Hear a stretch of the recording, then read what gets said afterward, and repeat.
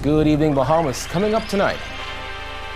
Persistent power outages have caused business owners in the Centerville community to speak up.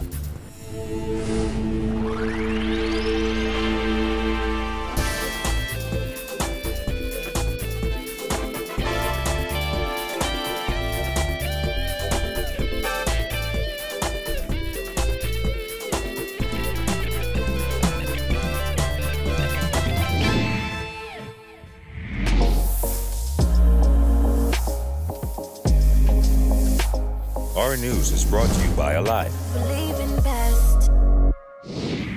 Welcome to Our News and thanks for joining us. I'm Kyle Joaquin. Top in news tonight, Prime Minister Dr. Hubert Minnis is defending former Cabinet Minister C.A. Smith, who was caught on camera announcing that he would be the country's next Governor General, even though the government has yet to make an announcement. Minnis's comments come as Governor General Dame Marguerite Pinling visited the Queen at Buckingham Palace to relinquish her duties. Following a leaked video of former Cabinet Minister C.A. Smith telling colleagues that he's the country's next Governor General, Prime Minister Dr. Hubert Minnis says that there's a lack of privacy in the country. Smith told Foreign Affairs staff on Grand Bahama that he had stepped down from his position as non-resident ambassador to 6 Central American countries so that he could be sworn in as the next Governor General on the last Friday of June. He also added that travel arrangements would be made through Bahamas Air to allow his friends to attend the ceremony at a discounted rate. Minnis defended Smith's slip-up. It's unfortunate in our society you can't have a conversation with staff or a private conversation, individuals record it through social media and send it viral or whatever. It's unfortunate we reached that degree within our society, but that's a matter the Buckingham will deal with. Meanwhile, across the pond, Governor General Dame Marguerite Pinling visited Queen Elizabeth at Buckingham Palace today to officially relinquish the post she has held since 2014. The royal family tweeted this photo of the visit along with the caption, Dame Marguerite Pinling is relinquishing her appointment as Governor General. The royal family also tweeted a photo of Dame Marguerite's visit to Buckingham Palace when she was appointed Governor General nearly 5 years ago. Minnis told reporters that Dame Marguerite's visit was a matter of protocol. There's a process. She would have gone over to visit Her Majesty, after which the Queen would I would have sent forth a nomination for replacement of Governor General, but that is not complete until that is confirmed by the Queen, after which they would send that correspondence back here. So the whole process is really in train right now. Though he confirmed that the name of Dame Marguerite's replacement has been put forward, Minnis shied away from confirming that person is Smith, who was sworn in as Deputy Governor General on Saturday. Reporting for Our News, I'm Jared Higgs. Brian Murray, QC, is officially the new Chief Justice. He received his instruments of appointment during a ceremony at Government House this afternoon. Speaking to reporters after the ceremony, Murray says it won't be business as usual. So we've got to see if we can get an allocation of national resources which is consistent with the status of the judiciary under our Constitution. And we do need major reforms, we do need changes, and we intend to address some of these challenges very directly in the short term. And I don't think it's going to be business as usual. We do have an agenda of items. We are going to see if we can implement changes. We're going to be working with all the stakeholders who are involved in the administration of justice to see if we can make some substantive changes to improve the way in which we're conducting business at the present time.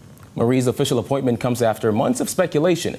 Members of the judiciary have criticized the Prime Minister for failing to appoint a substantive Chief Justice in a timely manner. While the 65-year-old says he wants to speak to his fellow Supreme Court justices before revealing detailed plans, he says the court's mountain of cases is at the top of the agenda. Every court system in the world has a problem of dealing with the high volume of caseload. So we've got to try and look at that with some fresh eyes, and we intend to do that over the next several months and come up with some new ideas on how to better manage that in order to deliver our services to the Bahamian public in a more efficient and effective way. In other news, as Italian investigators await the results of a toxicology report on 2 Bahamian men who were found dead in an Italian river, the Prime Minister is expressing confidence in their ability to conduct the investigation. This comes after family members of 29-year-old Albert Ramsey and 28-year-old Blair John expressed doubt over a coroner's finding that the 2 men have drowned. They've been investigating deaths on people umpteen years before I was on this earth. So why should I not have confidence in them today? the Italian people have confidence in them. It's something they've always done. They're a sovereign nation, and we must respect their laws and their procedures. Amid heated debate over corporal punishment in schools, Education Minister Jeffrey Lloyd is insisting the government should not make that decision alone while parents continue to beat their children at home. Lloyd said a wider conversation must be had on what he termed a cultural phenomenon. Jasmine Brown reports. Lloyd says the fact of the matter is it's not just the government that needs to take a look at corporal punishment. As he says, it's society that needs to take that look. I say this, Mr. Speaker, we are not going to be sucked into this conversation about corporal punishment unless or until the society decides what it wants to deal with in terms of corporal punishment. So you ain't gonna put nothing on us while you have killed your child at home. During his contribution to the budget debate, Lloyd insisted corporal punishment is ingrained in Bahamian culture. This subject, known as corporal punishment, is a cultural phenomenon in the Commonwealth of the Bahamas. Okay? Let's face it. It's a cultural thing. Lloyd says he felt compelled to address the touchy topic, which has sparked national debate. A recent event in our society has reignited a national conversation on a particular subject. It's called corporal punishment. This subject, and I am not touching anything to do with any matter now that stands before an adjudicating body. I'm just talking about this because it has landed squarely on my desk. The corporal punishment debate was reignited after a father posted a photo of his son's injuries on Facebook. Last Thursday, a school administrator was charged with causing harm to a student. The education minister told parliamentarians he has received several calls on the matter, with some people threatening to report him to the Prime Minister if corporal punishment is taken out of schools. Lloyd says the fact of the matter is it's an issue that needs the attention of all sectors of society. But what I'm also suggesting to you, sir, is that the society needs to have its own conversation about corporal punishment. Because parents believe, some parents I should say, with due respect, that this is their right. This is their inherent right. And as far as the United Nations Committee on Education, on the rights of the child, no, it isn't. Reporting for our News, I'm Jasmine Brown. Thanks, Jasmine. Well, House Speaker Housen Moultrie put opposition members of Parliament on notice today, following what he felt were insulting comments from the opposition. Giorgio Bain has more. I am prepared to risk everything to maintain order and decorum and respect for the rules and procedure of this Parliament. Strong words from House Speaker Housen Moultrie, who says that he will not tolerate disrespect from members of Parliament. It all started when Exumas and Ragged Island MP Chester Cooper attempted to greet students from his constituency during their visit to Parliament. However, before the House Speaker could respond, Prime Minister Dr. Hubert Minnis told Cooper no, and that he could speak with the students outside the visitors' gallery. This prompted comments by Opposition Leader Philip Brave Davis, Exumas and Ragged Island MP Chester Cooper, and Pine Ridge MP Frederick Mucklepine, who questioned whether Minnis was handing down instructions to the Speaker. According to Moultrie, if the MPs had something to say in the House of Assembly, they had ample time to say it. You and the member for Cat Island and some rumbling from Pine Ridge is being hurled in a disrespectful manner at the chair.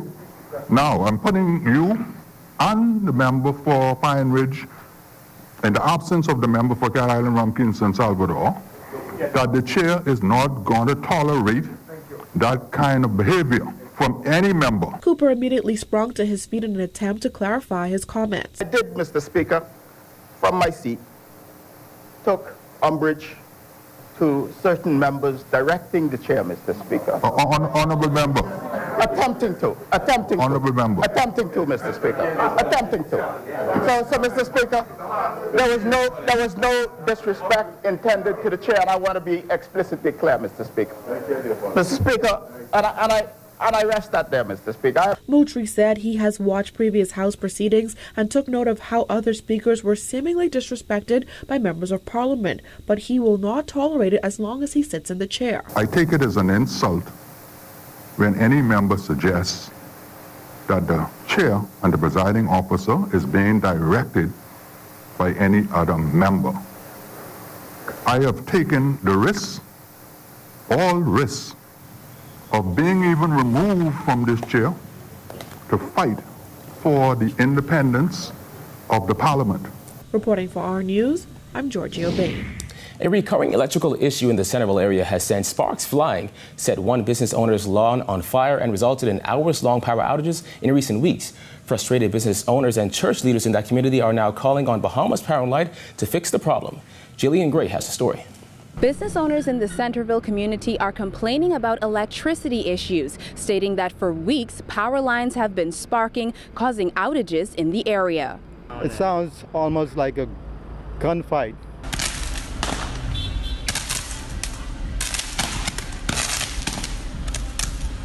Sparks fly in the Centerville area whenever power lines touch. In the cell phone video captured by one business owner, these power lines started sizzling, with some passers-by mistaking the sound for fireworks or even gunshots. Upon sight of smoke, one driver even reversed on the busy thoroughfare and turned around.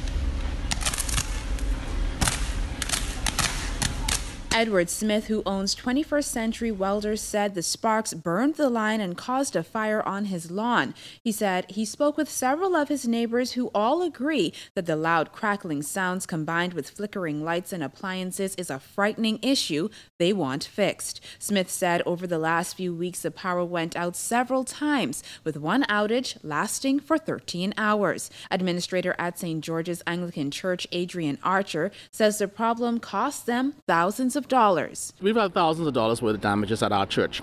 And until we installed our own transformer, did we not have power problems. We've had transformers that blew up, lines falling down in the middle of the street, destroyed computers. One time it destroyed some of the mechanics of the organ that we had to have replaced, and we just were fed up. It's really a total inconvenience for everybody who depend on the electricity, because to generate your own electricity is more costly. Archer added that power went out in the middle of church services and funerals. He said the transformer that the church installed cost them thousands of dollars, but he was happy that it at least provided their church and the community with some relief. Both men claim that appliances and equipment have been damaged due to these electrical issues, but getting compensation from the power company for those damaged goods is a lost cause. We have given up trying to even apply to BPL to have computers replaced, have organ parts fixed, because it's a waste of time. I mean, that's 10 years easy until maybe 2 years ago when we had our own transformer put in. They claim that they are not responsible, even though they know that there was a shortage or whatever. They'll just offer you a token fee to get rid of you. Now, as the persistent problem has been going on for a number of years, Smith said they've complained to BPL many times, and while the power company has visited the area to respond to their concerns, he said officials have taken Band-Aid solutions that don't last. Our news reached out to BPL for comment. Public Relations Director Quincy Parker says the company is now looking into the matter. Reporting for Our News, I'm Jillian Gray. All right, thanks, Jillian. Still to come, what's happening with the long-awaited BPL probe? Stay tuned.